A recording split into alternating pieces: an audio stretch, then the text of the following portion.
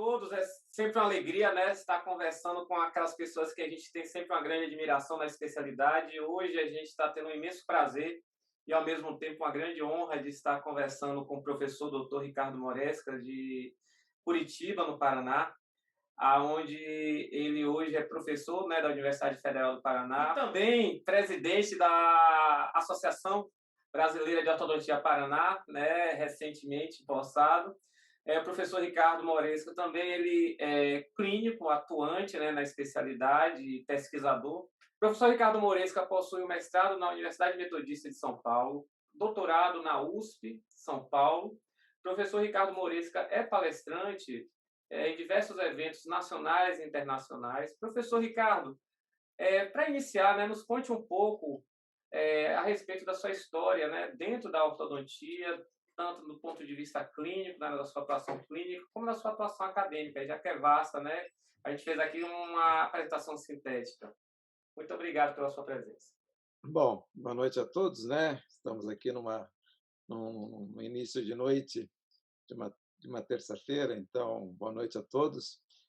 Primeiramente, deixa eu agradecer ao Marlos e toda a sua equipe por essa oportunidade. Para mim é uma enorme honra poder conversar com vocês, mesmo aqui indiretamente, né? Mas contar um pouco da minha história e conversar e aprender também um pouco com todos vocês, sempre é muito importante para mim. Bom, eu me formei em 1990 na Universidade Federal do Paraná. Eu ingressei em 1987. Naquela época o meu curso de odontologia era 4 anos, né? Então eu ingressei com 17 anos e me formei com 20 para 21 anos. Então eu realmente me graduei muito cedo, muito novo dentro da profissão, dentro da odontologia. E eu sempre tive uma percepção de que eu queria fazer ortodontia, né. Eu terminei o meu tratamento ortodôntico com, na época, né, um professor e hoje também colega na Universidade Federal do Paraná, o professor Marco Antônio Feres, e eu me lembro que eu ia no seu consultório com 16, 17, 18 anos, na etapa inicial do curso de odontologia, e eu me espelhei um pouco também na atuação profissional dele, mas eu acho que o fator decisivo para eu escolher ortodontia foi o meu irmão. Eu tinha um irmão mais velho que também fez odontologia, era ortodontista, e eu acho que esses 2 profissionais foram a minha referência. Então eu entrei na universidade, no curso de odontologia, já com a ideia de ser ortodontista, né. Já tinha essa percepção, assim, de que eu queria fazer ortodontia. E naquela época, quando eu me formei em 1991, eu entrei no mercado de trabalho em janeiro de 1991, ainda vigia, né, ainda era vigente uma legislação do CRO, do CFO, melhor dizendo, que a gente precisava de 2 anos de atividade clínica, né, de registro, para depois poder fazer uma especialidade. Então, foi isso que aconteceu. Eu fui trabalhar 2 anos de clínica, né, odontológica. Naquela época, quando eu me formei, tinha uma pergunta muito comum, é assim: aonde você vai montar o seu consultório? Hoje em dia, as pessoas perguntam já diferente, né? Você vai montar consultório? Você vai fazer concurso? Você vai trabalhar em outra clínica? Naquela época, não, a gente saía para montar consultório, era natural, né? Hoje o tempo mudou um pouco. Então, eu montei meu consultório na época, fiz 2 anos de clínica, e aí fui prestar a prova para o curso de especialização, e aí foi um problema escolher o curso de especialização, né? Porque naquela época, em 1993, agora, né, depois de 2 anos de atividade clínica, eh, se você imaginar que no sul do Brasil, de São Paulo para baixo, né, excluindo São Paulo, ou seja, Paraná, Santa Catarina, Rio Grande do Sul, tinha 2 cursos de especialização, o da Federal do Paraná e um do Rio Grande do Sul, se eu não me engano. Então, ou eu fazia em Curitiba, ou eu tinha que sair para São Paulo, Rio Grande do Sul, para fazer especialização. E eu me lembro que em 94 abriria uma turma, né, e abria a quarta turma de especialização em ortodontia da Federal. Eu estava em casa, estava na minha escola, estava em Curitiba, minha casa, só que a prova, Marlos, era extremamente concorrida. Eu me lembro até hoje que eram 10 vagas e tinham 150 candidatos, né? Dava uma média de 15 candidatos por vaga. Um E novo assim, vestibular, né? era porque assim, vinha gente do Brasil inteiro fazer prova nos cursos de especialização, né? E eu me lembro que a prova era muito concorrida. Assim, eu me lembro que eu estudei o Moyers inteiro, eu estudei o Enlow inteiro, mas assim, não é ler, não, é estudar de você riscar, de você fazer resumo, de você decorar, e coisas que eu não vejo mais os nossos alunos fazendo hoje em dia, não, sabe? E aí eu tive o prazer, a felicidade de passar em primeiro lugar na prova de especialização, né? Desses 150 candidatos aí, eu fui o primeiro lugar. E aí terminei, ingressei na especialização, comecei a ortodontia fazendo rickets, né, que foi a técnica de entrada na ortodontia. Aqui a Federal do Paraná, com o Dr. Eros Petrelli, que era o coordenador, era uma das referências do rickets no Brasil. Então eu aprendi a fazer rickets, a minha primeira técnica ortodôntica. E aí eu comecei a me desenvolver na ortodontia, comecei também aos poucos fazendo ortodontia no consultório. Esse meu irmão, que já era especialista na época, me dava muito apoio, muito suporte nisso.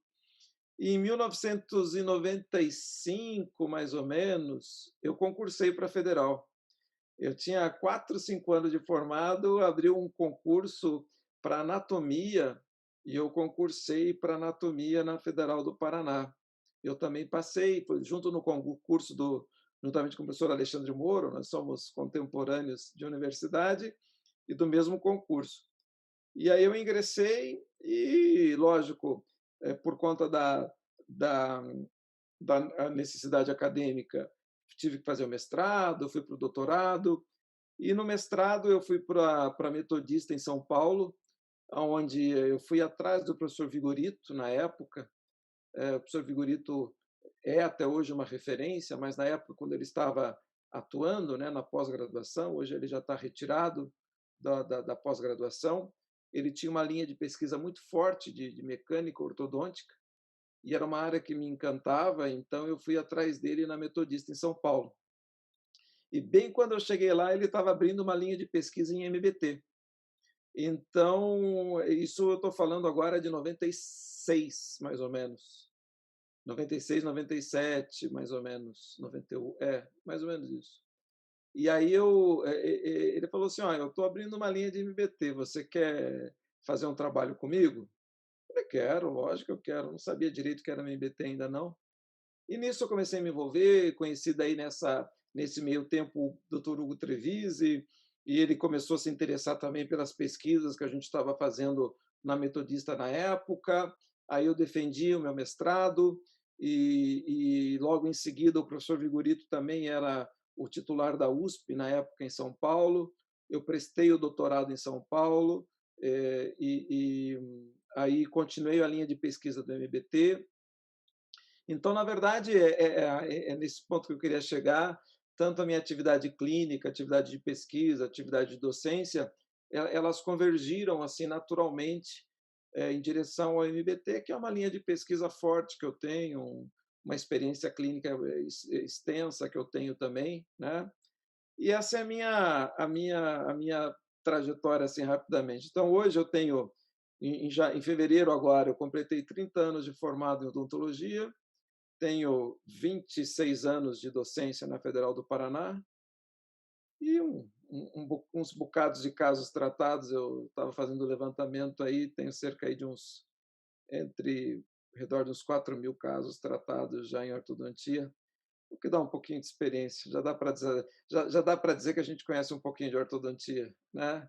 É, Tenho o prazer de ter algumas publicações também aí importantes.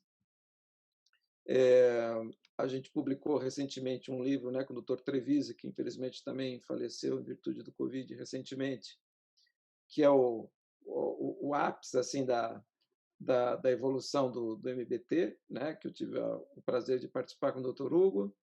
Então, eu tenho, ao longo desses anos todos aí, colecionado muitos amigos, muitas alegrias, muitos aprendizados, e sou realmente muito, muito grato por toda essa trajetória que eu tive e espero continuar tendo.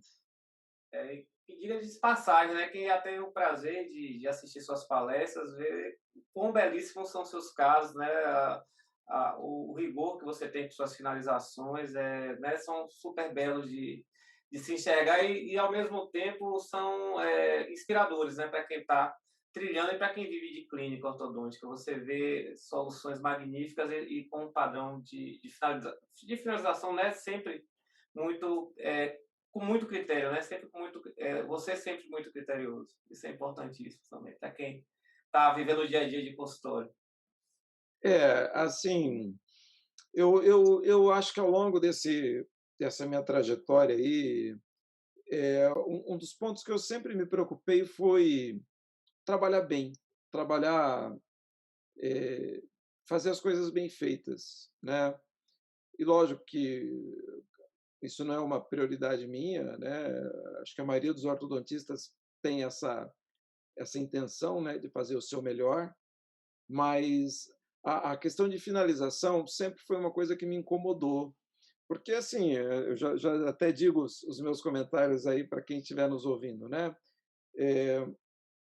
a finalização, a gente não aprende em um curso, a gente não aprende em um ano, né, são anos, assim, de experiência. Então, por exemplo, hoje, revendo os meus casos, os meus primeiros casos, dá para ver nitidamente ali que eu falhei em muitos pontos, né, mas esse é o detalhe, é persistir. Eu acho que, você se autoavaliar constantemente, eu sempre digo nas minhas aulas, nas minhas conferências, que é imprescindível que o ortodontista tenha as documentações finais dos seus casos, né. Às vezes alguém pergunta: "Puxa vida, mas por quê?", né. Primeiro por registro, né, e segundo, porque é através dos nossos resultados que a gente aprende. Eu sempre digo que os nossos erros são os nossos maiores professores. E é nesse acompanhamento do caso que a gente vê as falhas, os erros. Então eu aprendi muito finalização com o professor Vigorito. O professor Vigorito, como eu disse, ele já está um pouco mais afastado, então os ortodontistas mais jovens talvez não vai conhecê-lo, né, porque não está dando mais aulas e coisa e tal, mas ele também era muito rigoroso em termos de finalização. E o professor Trevisan, que sem dúvida nenhuma também foi talvez a minha maior fonte de inspiração. Eu me lembro que eu olhava os seus slides assim, e a gente fotografava, né? Não tinha nem celular na época, você fotografava e depois eu punha na tela do computador, expandia assim, ficava olhando o que ele fez aqui, onde que está o segredo. Enfim, é essa curiosidade, essa busca, e esse estudo contínuo leva a gente a esse rigor, né. E eu acho que finalizar bem, eu sempre digo isso para os meus alunos e para quem eu dou aula, é um compromisso do ortodontista, não é uma opção não, não é uma escolha, né, é um compromisso do ortodontista ter uma boa finalização oclusal, estética, funcional. Na verdade, é isso que nos faz ortodontistas, né, é isso que nos diferencia, né, de outros profissionais. Então isso não é uma opção para o ortodontista. Terminar bem um caso não é opcional, é o que eu sempre comento. E Meta, aí a gente fica rigoroso, né. Aqui dá para ver uns cabelinhos brancos já aparecendo, coisa e tal, e essa experiência vai levando a gente a ficar mais refinado realmente, né. Mas é isso a partir de muito trabalho, muito estudo, muita dedicação e eu digo talvez o tempero principal é a insatisfação. Enquanto você não estiver satisfeito com aquilo que você faz, você vai correr atrás. E eu confesso para você que hoje eu me considero, né, um ortodontista razoável, um bom ortodontista, mas sei ainda quais são os meus defeitinhos e o que eu preciso aprimorar. a busca pela lapidação eterna. Tem jeito, tem jeito. A gente vai encerrar a profissão, vamos passar o bastão para outras pessoas e vamos continuar aprendendo até o último dia de ortodontia, indiscutivelmente.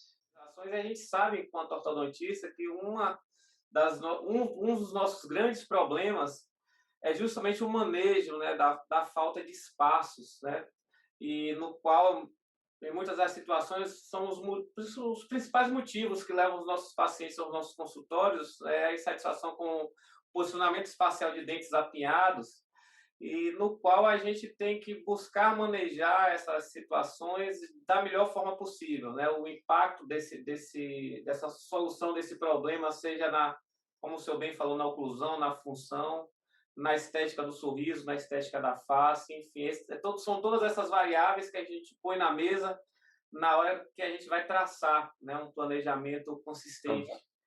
E em cima disso a gente tem basicamente assim, três grandes opções e possibilidades. Logicamente que essas possibilidades podem andar isoladas ou associadas, né, que são os movimentos de expansão, os desgastes e as extrações. Eu queria ver contigo, tentar discorrer um pouco esses três pontos, né, e o que é que o senhor julga, o que é que você julga importante inicialmente, eu acho que no diagnóstico, para que depois a gente entre no planejamento, né? O que é que você leva em consideração hoje, né? Tem os diagnósticos clássicos e, logicamente, os diagnósticos contemporâneos, mas, enfim, em cima da sua experiência, dos seus casos tratados hoje, como é que você diagnostica, né, essa situação, busca se diagnosticar para formar uma opinião de planejamento e aí sim executar o tratamento?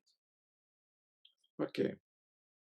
Bom, hoje, como a gente está numa entrevista aqui, um pouco mais relaxada, né, do que uma conferência, coisa e tal, eu vou começar respondendo a tua pergunta da seguinte maneira. Quando eu me formei em ortodontia, eu me lembro que eu retratava muito casos de extrações, né? Então, por exemplo, era o colega, né, o ortodontista na época fazia extrações, tinha uma grande perda de torque, perda de ancoragem, e a gente retratava muito casos de extrações, né? Até isso não era só uma observação minha, mas a própria prescrição de Ricketts, né, ela foi planejada com esse super torque dos incisivos, né, justamente para facilitar essa recuperação de um torque perdido em tratamentos anteriores. Então, Ricketts tinha lá 22 graus de torque no incisivo central superior, né, 7, 14, 22, 7 no canino, 14 no lateral, 22 no central. Então, essa era a preocupação assim, de recuperar um torque. Hoje em dia, uma das coisas que eu mais trato é retratamento de casos sem extração. Então, por exemplo, o colega, né, não extraiu aonde deveria extrair, faz uma expansão, uma projeção dos dentes anteriores exagerada, o que afeta muito a parte estética, do sorriso, facial, funcional, e não tem jeito, tem que extrair e fazer a retração dos dentes anteriores. Então, hoje eu tenho vários casos de retratamento que eu tenho que partir para quatro extrações, né? Então, eu comento isso porque, logicamente, nós estamos no extremo, né? Ou seja, no extremo do extracionismo, quem sabe, há vários anos atrás, e hoje de uma... Eu sinto que o dentista, o ortodontista, ele tem medo de extrair, né? Medo de extrair. E eu, normalmente, eu coloco, dou nome a esses medos. Muitas vezes porque não consegue fazer um bom diagnóstico, muitas vezes porque não tem uma previsibilidade, digamos assim, dos tratamentos, porque não tem a experiência. E um dado importante que eu vejo, não domina mecânicas de fechamento de espaço. Então, às vezes, o colega, né, o ortodontista ou menos experiente, ele prefere fazer um caso sem extrações porque ele tem receio, tem medo de fechar espaços, né? Enfim, então, aonde que eu quero chegar com esses comentários? Sem dúvida nenhuma, o diagnóstico, como você bem sabe, ele vai ser fundamental nisso. O que que eu olho, né? O que que eu gosto muito de olhar? A posição do incisivo central. né, a posição do incisivo central. Na minha opinião, né, lógico que são muitos fatores, acho que aqui não é o caso assim da gente querer eleger um, não é isso, né? Mas nessa conversa descontraída que a gente está tendo aqui, eu diria assim, eu gosto muito de analisar o incisivo central, principalmente a inclinação vestíbulo-lingual dos incisivos. Então, eu sempre gosto, nos meus casos, que a face vestibular do incisivo central superior ele não ultrapasse, por exemplo, o limite do lábio superior. Isso é uma meta estética que eu tenho nos meus casos, né? Enfim, então quando eu avalio, né, que dentro da minha mecânica, dentro do meu planejamento, eu não vou atingir essa meta, eu gosto de extrair, eu não tenho medo de extrair, digamos assim, né? Lógico que existem outros fatores, existe até mesmo a questão do paciente aceitar um tratamento com extrações ou não. Hoje os pacientes eles estão cada vez mais decisivos, né? Eles participam cada vez mais dessas decisões de tratamento. Mas eu acho que é, hoje tem sido extraído menos do que deveria ser extraído, né? Não estou pregando aqui extrações desnecessárias, mas eu vejo casos assim sendo levados além do limite anatômico devido às não extrações, sabe? Outro detalhe que eu gosto muito de avaliar, Marlos, é saúde periodontal.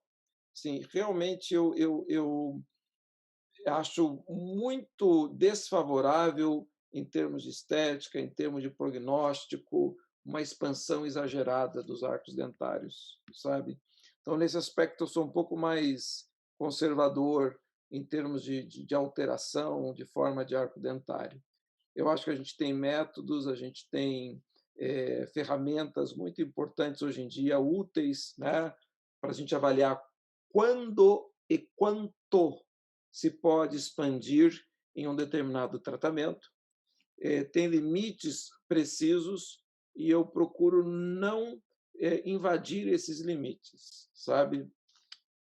Então, assim, a expansão posterior eu procuro analisar sempre com muito cuidado. Não estou dizendo que eu não realize, mas eu procuro não expandir além dos limites anatômicos de um determinado caso, de um determinado paciente, né? E, lógico, os desgastes interproximais, ainda mais hoje em dia com os alinhadores, eles são cada vez mais presentes nas nossas mecânicas, né? Na verdade, o ortodontista ele tem que ter esse domínio, ele tem que ter esse conhecimento, ter experiência e aplicar com critério, né? Aplicar com critério. Mas, como eu falei para você, sem dúvida nenhuma, hoje eu acho que a gente está extraindo bem menos do que extraía 10, 15, 20 anos atrás, porque as mecânicas também estão mais eficientes, né? Por exemplo, com mini implantes hoje, ancoragem esquelética a gente consegue distalizar mais, né? Eu costumo dizer, na minha época, né, quando eu me formei, quando eu entrei na ortodontia, um dos tratamentos básicos da classe 2 era duas extrações superiores. Tratei muitos casos com duas extrações superiores, porque a nossa habilidade naquela época em distalizar era muito pequena. Aí começou a entrar o pêndulo, né, os distalizadores intrabucais, mini implantes, e hoje, por exemplo, extração de dois premolares superiores eu realizo quando, por exemplo, eu tenho uma discrepância maior de que 4, 5 milímetros. Né? Eu tenho um limite próprio aí que eu determino. Mas, como eu falei para você, a grosso modo, né, o que eu gosto muito de avaliar é a posição do incisivo superior e os limites anatômicos para essas decisões. Né? Desgaste interproximal, Marlos, eu faço, mas eu acredito que seja uma das técnicas mais difíceis de serem feitas para você manter uma excelente anatomia interproximal, das faces proximais. Então, assim, eu já tive muitos casos que eu recebi para retratamento com verdadeiras desastres em termos de anatomia dentária. Então, assim, faço desgaste, mas ele tem que ser feito com muito cuidado, com muita técnica e com muita atenção. E a gente vai voltar aí ao principal do que nós estamos falando, né? Estudo, técnica, diagnóstico, planejamento, isso aí é fundamental. Professor, já que a gente está falando um pouco, né, dessas variações de técnica, eu vou fazer algumas perguntas assim. Se isso entra na sua rotina, você leva em consideração, por exemplo, quando a gente fala de extração, algumas extrações também tidas como atípicas, o que é que você tem de consideração em relação à extração, por exemplo, de um incisivo inferior? Ou Olha, solução?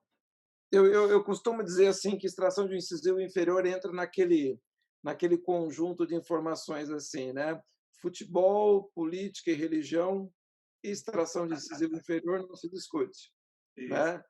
Porque tem gente que gosta, tem gente que utiliza, tem gente que indica e tem gente que não gosta, né? Já fiz extração de incisivos inferiores, tenho casos tratados com extração de incisivos inferiores e hoje tenho uma opinião bem definida. Se eu puder evitar, eu evito, né? Se eu puder evitar, eu evito. Então, como eu disse para você, lógico, a gente vai mudando de opinião, né, ao longo da nossa carreira, ao longo da nossa experiência, com os resultados que a gente vai tendo, com as pesquisas, com os resultados de outros colegas, né? É isso que a gente aprende em cursos, congressos, que a gente vai lá absorver a experiência de outro colega, né?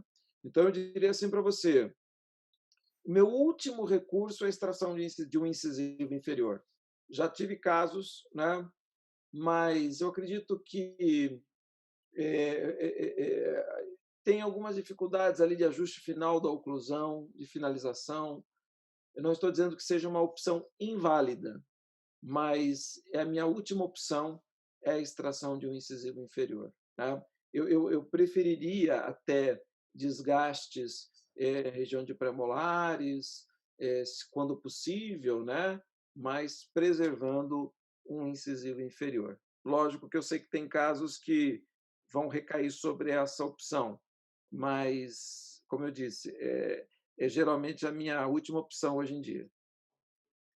É, dentro das expansões também, o senhor bem falou, né, nos pacientes que têm, às vezes, muita impossibilidade em função de um periodonto pobre, e aí a gente entra principalmente num perfil de paciente que cada vez mais aumenta nos nossos consultórios, são os pacientes adultos, e hoje a gente vê dentro da ortodontia também um aparecimento de novas possibilidades, como você bem falou, associadas seja com a coragem esquelética direta ou indireta.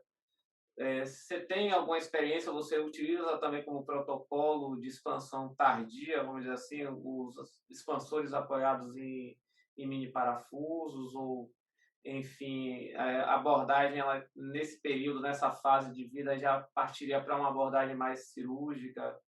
Qual a sua conduta nesse, Eu, eu, nesses eu pacientes? Eu acho que você me chamou aí de experiente, para não dizer velho, nessa sua fase. Não, não, não. É, Não, mas é o que você falou, são pontos de vista, né, que a gente gosta de ouvir, em função de tanta coisa que aparece ao mesmo tempo, e a gente às vezes fica eu meio sei, perdido, né, em cima de tantas possibilidades, e ao mesmo tempo. eu sei. Não, eu tô brincando aqui só para descontrair É, também, mas eu achei muito interessante a sua pergunta, porque, assim, eu vou até te responder um detalhe anterior. Hoje não, toda a minha mecânica, Marlos, é muito simples. Eu não gosto de coisa complicada, tá? Assim, a minha mecânica, ela precisa ser simples, ela precisa ser eficiente. Eu particularmente, lógico, sei das minhas limitações como ortodontista, sei das limitações das técnicas que eu prefiro, que eu gosto, mas assim o meu caminho sempre é buscar a máxima eficiência com o máximo de simplicidade, simplicidade, tá? Então assim hoje para mim um ponto muito importante também no meu dia a dia é o conforto do meu paciente, tá? Então eu prezo muito em oferecer um tratamento ortodôntico confortável. Usar aparelho já é um desestímulo para o paciente, né? Então, assim, o meu tratamento ele tem que ser o mais confortável possível. Então, assim, eu vou confessar para você, eu tenho zero de experiência com, por exemplo, MARP, tá? Eh, Zero de experiência clínica, né? Estudei, assisti cursos, participei de a seminários, enfim, um aprendizado que a gente vai atrás da informação como tem que ser. Mas eu tenho muita facilidade do gerenciamento cirúrgico no meu consultório. Então, o que eu quero dizer assim para você, eu tenho muitos, pelo menos a parceria de 3 ou 4 bons cirurgiões que me assessoram nos meus casos ortodônticos, né? Então, assim, essa parte cirúrgica no meu consultório hoje ela é muito bem dimensionada, ela é muito bem gerenciada, né? Então, hoje eu indico um tratamento cirúrgico para o meu paciente com muita segurança, né? Porque eu tenho uma equipe, eu tenho um cirurgião, eu tenho domínio, eu tenho o gerenciamento desses casos assim de uma maneira muito simples no meu consultório, né? Pela estrutura que eu desenvolvi ao longo desses anos. Então, eu confesso para você que eu me sinto hoje muito mais confortável em indicar uma cirurgia de expansão para o meu paciente do que o MARP. Lógico, tem as duas técnicas têm as suas vantagens e desvantagens. Não estou dizendo aqui que a cirurgia ela é super confortável para o paciente, eu sei que não, que tem os seus inconvenientes, né? Mas, por exemplo, hoje eu faço muitas cirurgias combinadas, maxila e mandíbula. E aí, muitas vezes, a gente encaixa a segmentação da maxila nessas cirurgias ortognáticas, evitando, por exemplo, a necessidade de uma expansão prévia, muitas vezes, né? Então, assim, eu ainda prefiro eh, a expansão cirúrgica dentro da minha rotina do que o MARP, né? Como eu te falei, sei que as duas técnicas têm vantagens e desvantagens, não estou dizendo que uma seja superior à outra, mas dentro da minha rotina, dentro do meu modo de atendimento, a cirurgia ela está muito bem encaixada, sabe? Então, para mim é muito simples, é muito confortável para mim, para o paciente, os resultados muito bons, a indicação da cirurgia de expansão maxilar. Ok. Não, bacana a colocação. E seguindo, né, normalmente, assim, a gente tá falando de rotina por isso que a gente está buscando as opiniões, né, da sua experiência. E eu lembro, né, de um dos encontros que teve da própria filosofia MBT, uma abordagem muito voltada também, não me recordo, mas não foi uma abordagem feita pelo senhor, mas uma abordagem também voltada às extrações, logicamente em casos bem específicos e bem selecionados de molares. Qual é a sua Ah, sim. experiência a respeito disso, suas considerações também, já que é tida também como uma extração mais atípica na nossa rotina, né, visto que o premolar, via de regra, é um dos dentes mais escolhidos para essa conduta. Olha, Marcos, eu tenho alguma experiência, a minha experiência não é muito vasta. Na verdade, acho que o professor Reginaldo Zanelato tem uma casuística fantástica em relação às extrações segundo molares, mas eu tenho alguns casos. E os casos que eu tenho são muito bons. Os resultados são muito, muito interessantes, certo? Porque quando você tem o paciente na época certa, no momento certo, né? E hoje em dia tem um detalhe muito interessante. Com as tomografias computadorizadas, a gente pode prever com muito melhor precisão a anatomia dos terceiros molares, né?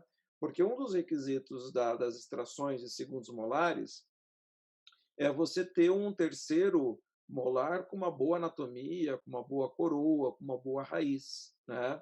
Porque, em tese, ele vai substituir o segundo molar a ser extraído nessa abordagem. Então, a tomografia ela nos ajuda muito a ter essa percepção hoje da previsibilidade da anatomia do terceiro molar, que será o nosso futuro segundo molar, né?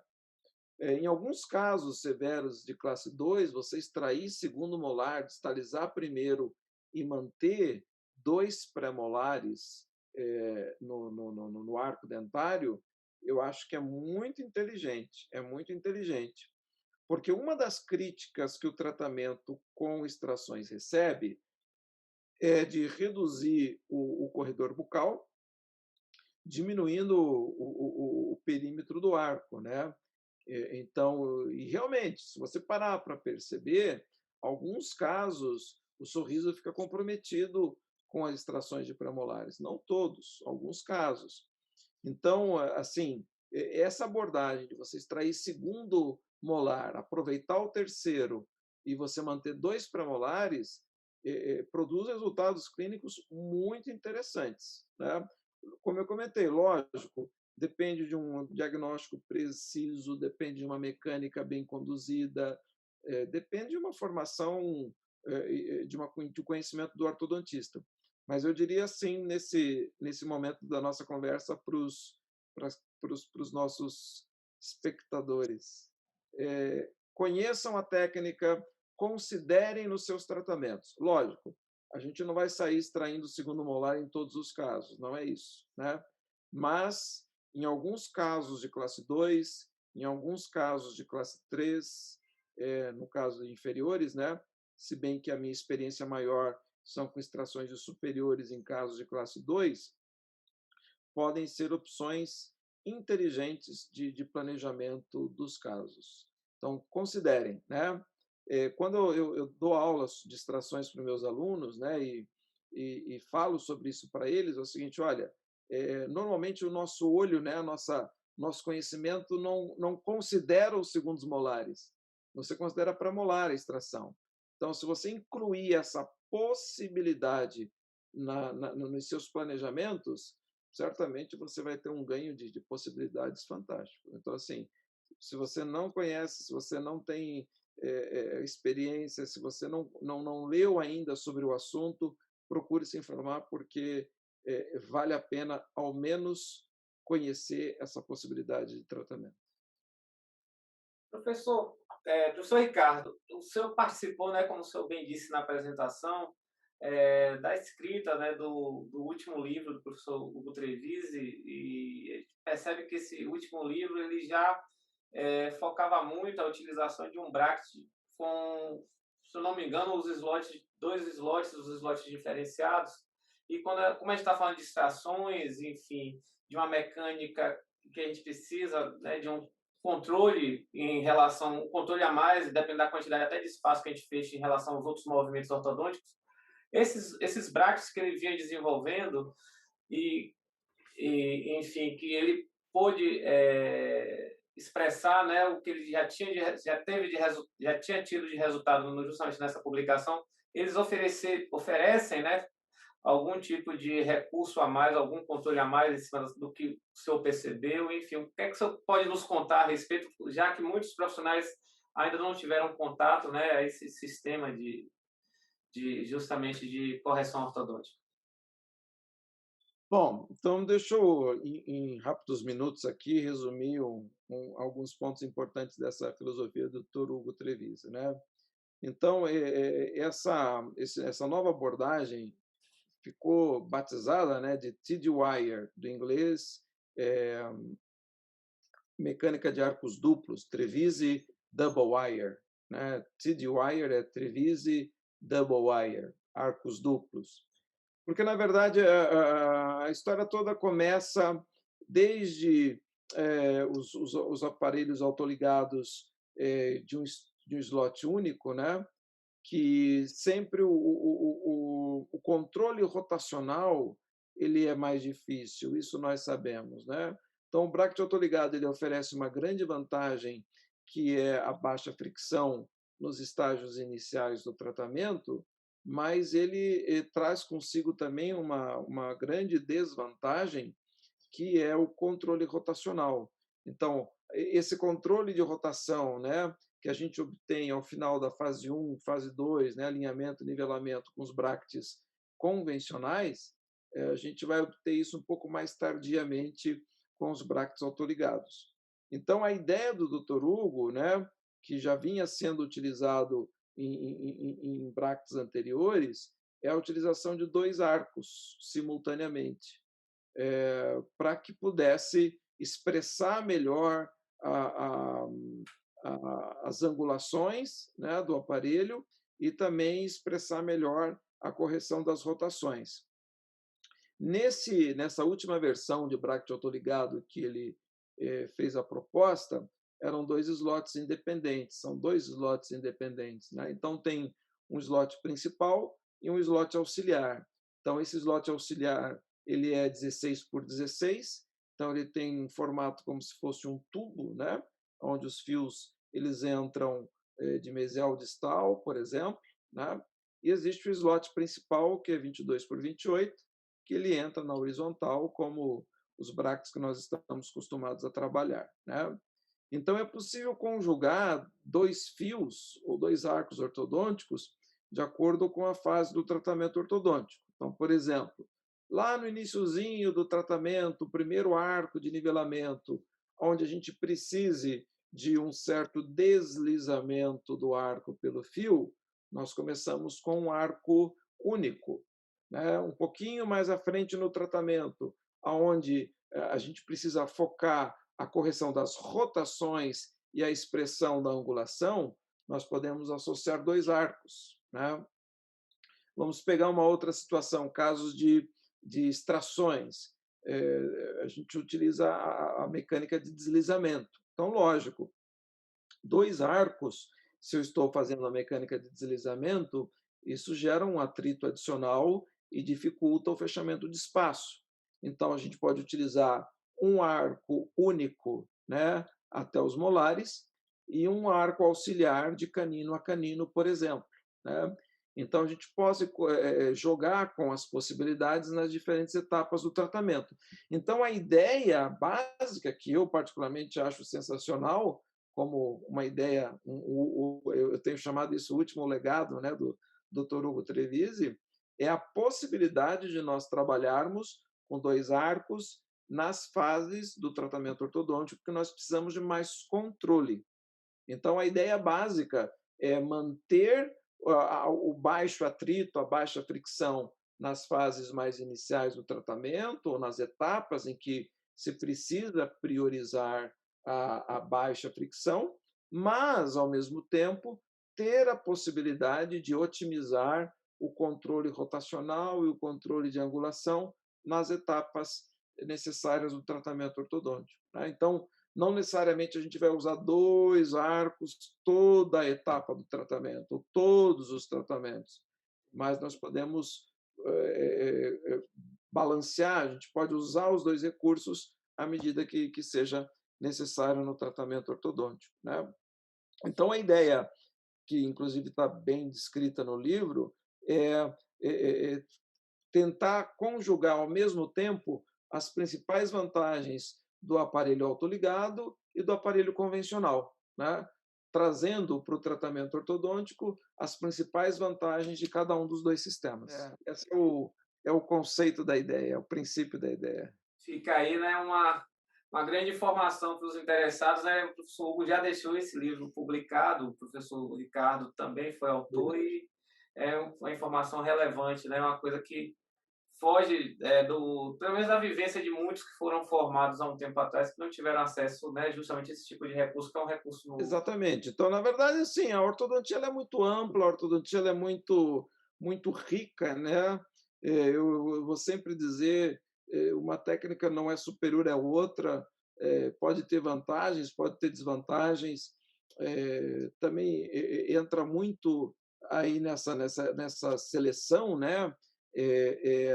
A questão da preferência do profissional ou a maneira de trabalhar do profissional, mas são ideias interessantes que valem ao menos a pena conhecer, para a gente ter uma cultura ortodôntica mais ampla e, certamente, em alguns casos, essas ideias elas podem ser aproveitadas caso você não seja um usuário regular da mecânica. Né?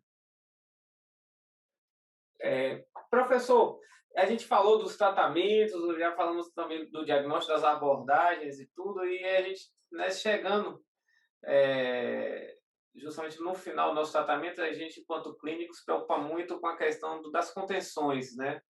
Você tem uma diferença de protocolo de contenções quando lança a mão de uma mecânica mais expansionista em relação à mecânica mais focada nas extrações ou nos próprios desgastes, ou você segue sempre um critério já pré-estabelecido em cima da sua experiência? Como é que você maneja nessa fase do tratamento ortodôntico para obter uma estabilidade a longo prazo? Ok. Bom, Marcos, antes de entrar na sua resposta, eu quero fazer dois Claro, comentários que eu vou utilizar na resposta, né? claro, Dois âmbitos aí que a gente vai utilizar na resposta. Primeiro de tudo, a contenção é essencial no tratamento ortodôntico, não tem jeito, tá? Eu digo isso porque ainda a gente ouve alguns colegas comentando que não usam contenção, que contenção não precisa, né? Que se você tratou certo o seu paciente, precisa de contenção, se você equilibrou o seu paciente funcionalmente, muscular, você não vai precisar de contenção. Não é bem assim. Então, a minha experiência clínica e o conhecimento científico que a gente acumulou ao longo dos anos é que a fase de contenção é essencial no tratamento ortodôntico, né? E eu já coloco isso para o meu paciente desde o início. O segundo ponto importante que diz diretamente respeito ao que você está falando é o seguinte: customização. Essa é uma palavra que ela está muito em moda, né, em alta, em vários setores aí do comércio, enfim, em vários setores da nossa vida. Customização. Eu acho que hoje a palavra-chave é que o tratamento ortodôntico ele precisa ser customizado. Não tem como você entregar o mesmo tratamento ortodôntico ao mesmo para dois pacientes. Você pode ter um protocolo, eu tenho muitos protocolos, mas esses protocolos eles precisam ser individualizados a cada paciente. Então, assim, talvez hoje a maneira que eu mais trate o meu paciente é dentro dessa customização, dessa individualização, desde a maneira com que eu coloco os brackets, desde a maneira com que eu monto o aparelho, até a contenção. Aí eu chego na tua resposta, né? Então, sim, eu individualizo completamente as minhas contenções. Então, por exemplo, vamos começar pelo arco superior, né? Eu uso basicamente três contenções para o arco superior.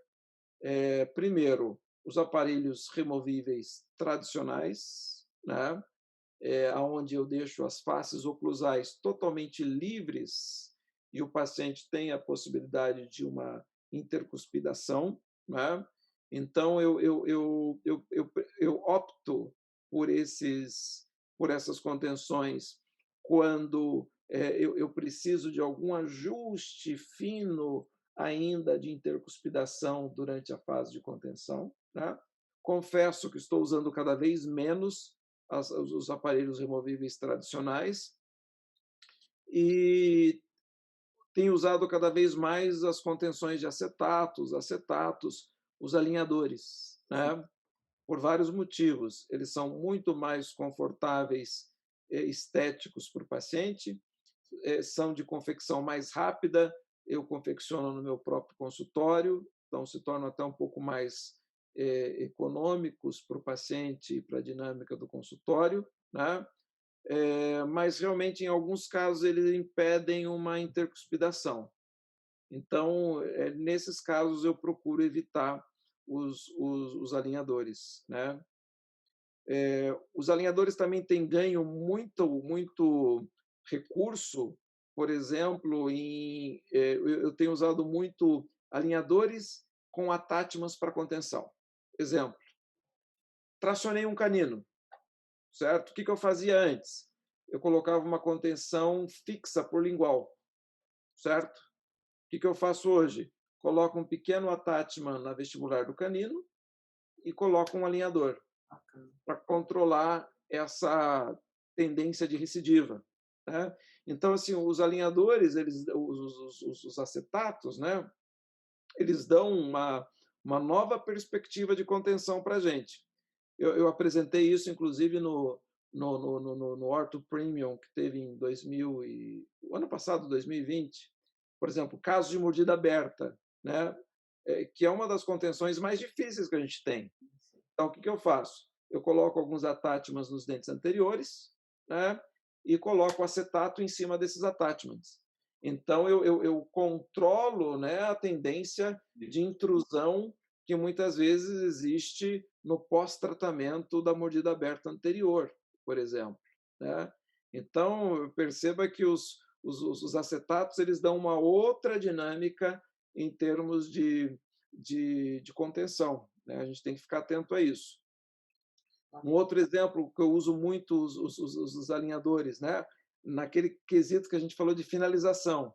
Às vezes você pega ali o seu modelo, você, esse lateral faltou um girozinho.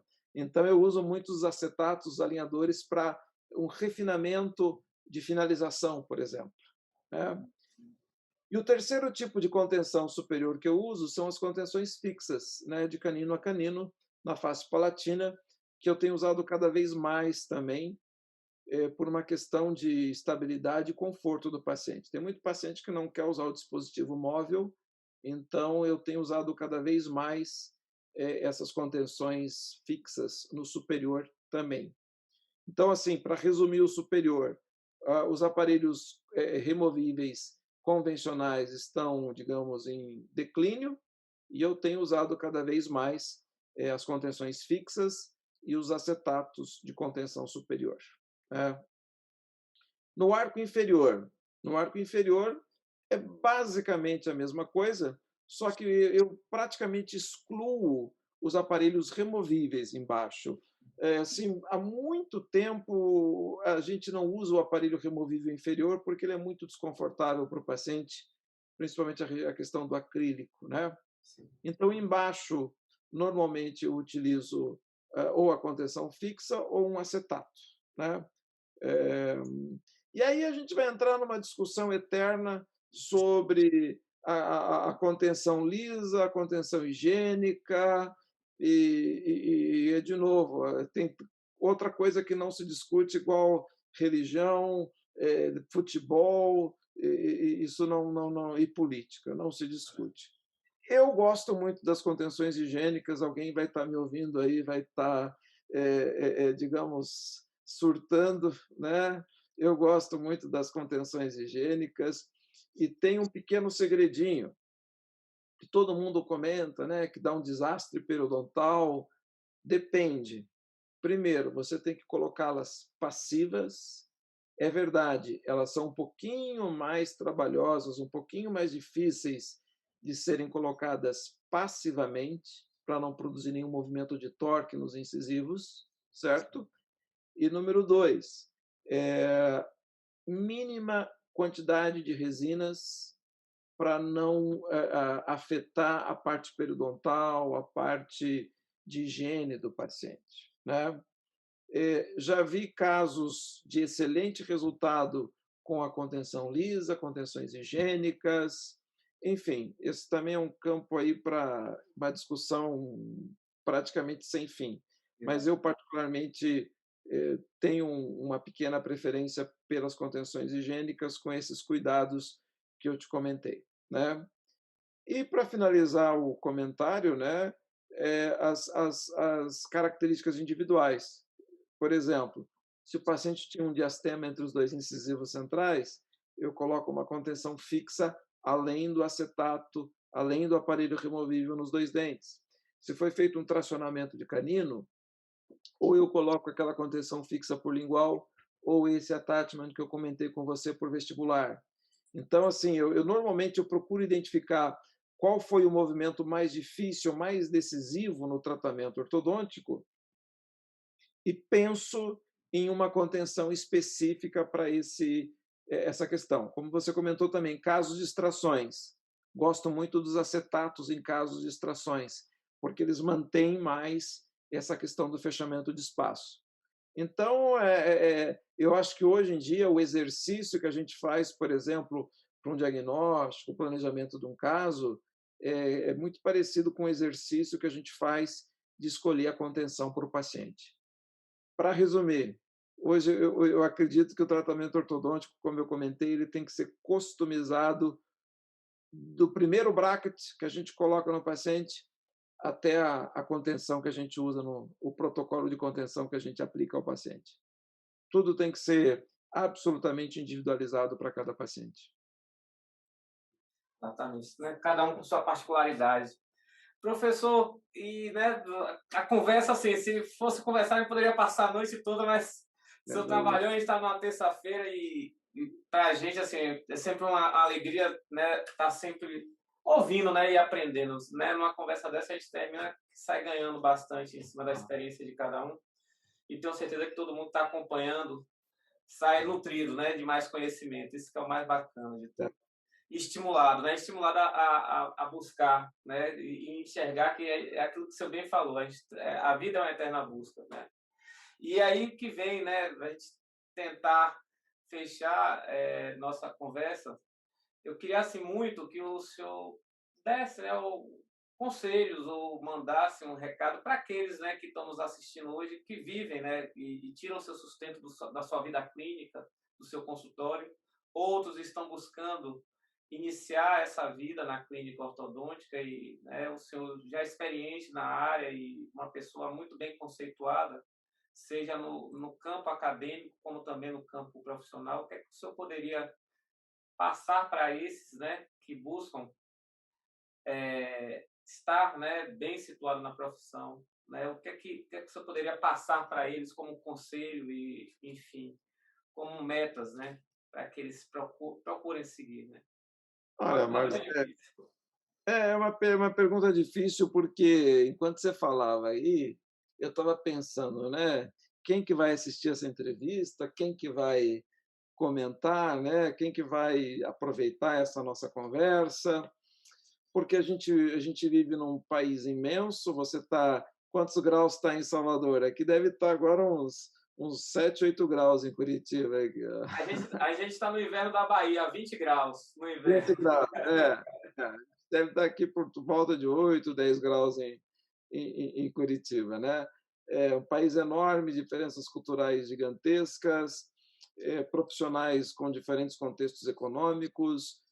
Hoje a gente tem profissionais que atendem uma classe A, desde a classe menos favorecidas.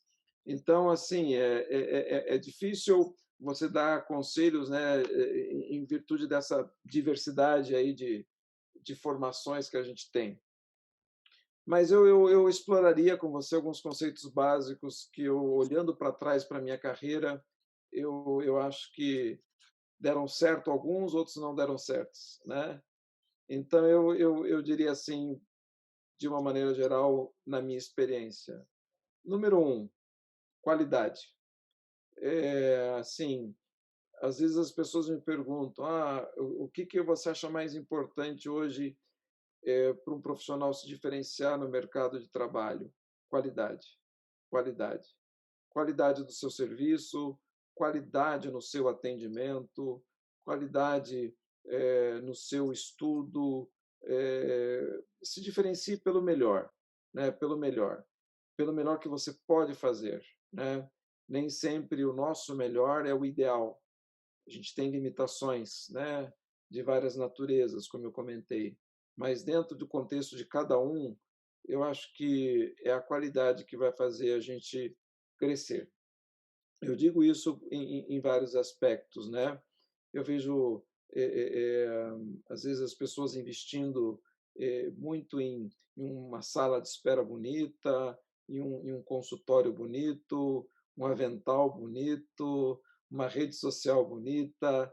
Tudo isso é importante, tudo isso é importante. Mas nada suplanta a qualidade do seu serviço, nada suplanta a qualidade da sua ortodontia, nada suplanta a qualidade que você dá ao seu paciente. Então, procure qualidade nos cursos que você faz, procure qualidade nos aparelhos que você usa, nos brackets que você usa, nos materiais que você utiliza, nas técnicas que você emprega. eh, Procure qualidade naquilo que você faz. Eu sinceramente acho que isso é possível você oferecer uma qualidade gastando pouco, né? Então, eu diria assim, invista em qualidade, tá? Dentro do seu contexto, dentro do que você pode fazer.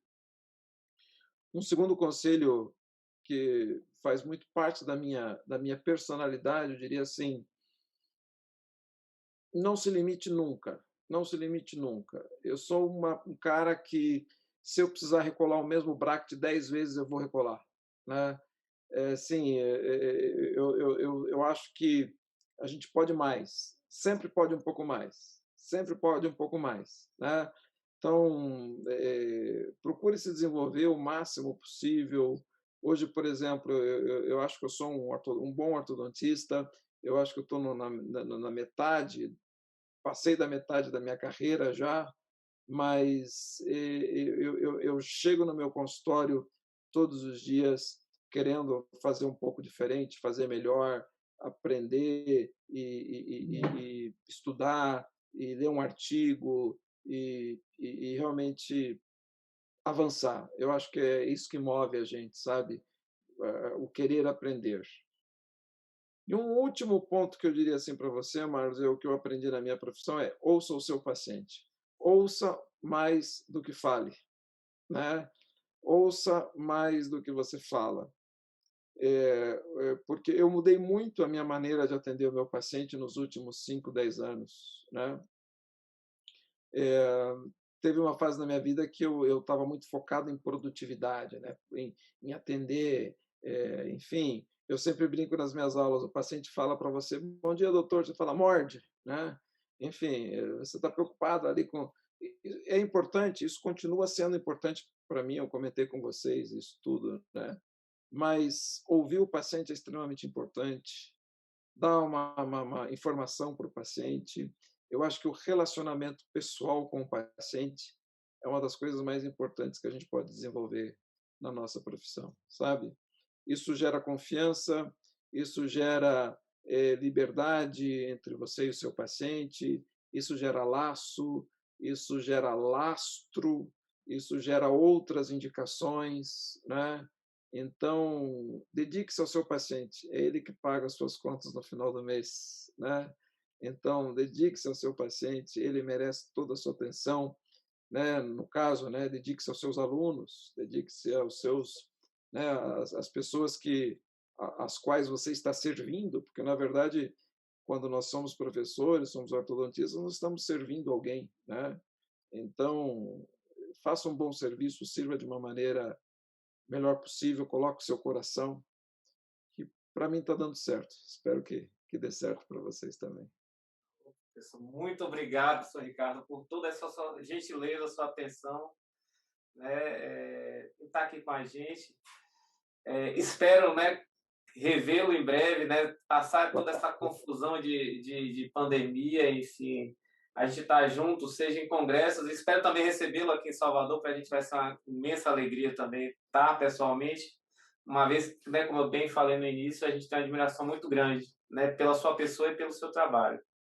Então, muito obrigado de verdade por estar Eu participando agradeço desse projeto. muito, eu agradeço muito, Marcos, a oportunidade. Eu gostaria de finalizar dizendo que eu até vou me emocionar um pouco aqui. Eu estou passando um momento muito difícil da minha vida e, ao mesmo tempo, muito gratificante, porque eu tenho tido que me reinventar todos os dias. Sim. As duas minhas principais referências na minha vida profissional, que eu comentei, que foi o meu irmão mais velho, meu irmão Carlos, que foi meu sócio durante mais de 15 anos no consultório, e depois o Dr. Trevisi, eu perdi, em questão de um mês, eu perdi os dois, né? Então, assim, eu trabalhei no meu consultório, eu trabalhei, como eu te falei, de quase 15 anos, encontrando meu irmão todos os dias, né? E já fazia algum tempo que nós não trabalhávamos juntos, ele abandonou a profissão, teve outros planos na sua vida, Mas o consultório que eu trabalho hoje é fruto do planejamento dele, né. A ortodontia que eu faço hoje é uma ortodontia que eu aprendi muito com o Dr. Treviso. Então, eu estou tendo que me reinventar como ortodontista, sabe. Reinventar, assim, é procurar novos motivos, é procurar novas motivações, é procurar, enfim, encontrar alegria num tópico que me traz muita tristeza.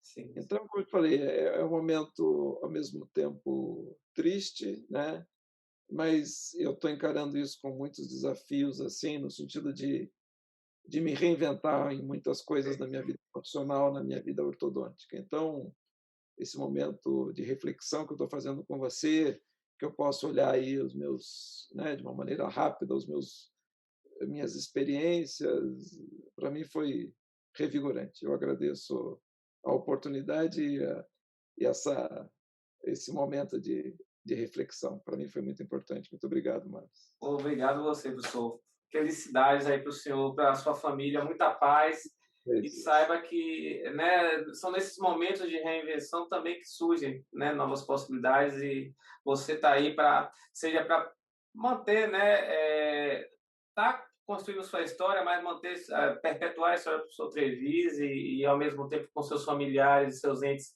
né, Que bom. manter a bela história que o senhor teve também com o seu irmão, enfim, seguir, né, a gente tem que seguir a Vamos lá. caminhada, seguir bola para frente e agradecer, né, a Vamos fazer Ortodontia isso. só tem que agradecer a você pelo que você já vem fazendo.